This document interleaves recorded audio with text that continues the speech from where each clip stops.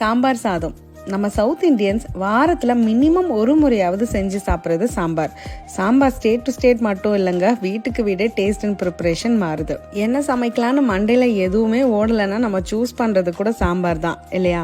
So இன்னைக்கு என்னோட ஸ்டைலில் சாம்பார் சாதம் எப்படி செய்யறதுன்னு பார்க்கலாமா? அதுக்கு ஃபர்ஸ்ட் ஒரு பாத்திரத்தில் 2 கப் பச்சரிசி, அதுக்கு 1 கப் துவரம் பருப்பை கழுவி 1 மணி நேரம் ஊற வச்சிருங்க. இந்த ப்ரொபோர்ஷன் 6லேருந்து 7 பேர் சாப்பிடலாம். அடுத்து ஒரு கடாயில ஃப்ரெஷ்ஷாக சாம்பார் பொடி ரெடி பண்ணிக்கலாம். 1 டேபிள் ஸ்பூன் கடலைப்பருப்பு, 1 டீஸ்பூன் உளுந்து, 1 டேபிள் ஸ்பூன் தனியா, 1/2 டீஸ்பூன் சீரகம், மிளகு, 1/4 டீஸ்பூன் வெந்தயம், 10 காஞ்ச மிளகாயை நல்லா ட்ரை ரோஸ்ட் பண்ணுங்க. இது கூட நான் 2 டேபிள் ஸ்பூன் கொப்பரை தேங்காவும் கருவேப்பிலையும் சேர்த்து வறுத்து அரைச்சிருக்கேன். குக்கர்ல ஊற வச்ச அரிசி பருப்பு, 8 கப் தண்ணி, 1/2 டீஸ்பூன் உப்பு, மஞ்சத்தூள், நெய் சேர்த்து ஒரு 5 விசில் விட்டு எடுத்துக்கோங்க. இப்ப கடாயில எண்ணெய், 12 சின்ன வெங்காயம், 2 பச்சை மிளகாய், ஒரு பெரிய வெங்காயம், முருங்கைக்காய், பீன்ஸ், கேரட், நூல்கோல், பட்டாணி, கத்திரிக்காய் சேர்த்து நல்லா வதக்கிக்கோங்க. அடுத்து 2 பெரிய தக்காளியை கட் பண்ணி சேர்த்து வதக்குங்க. வதங்கும் போதே 1 டேபிள் ஸ்பூன் கல் உப்பு, அரைச்ச சாம்பார் பொடி சேர்த்து நல்லா கிளறிட்டு 4ல இருந்து 5 கப் தண்ணி ஊத்தி காய வேக விடுங்க.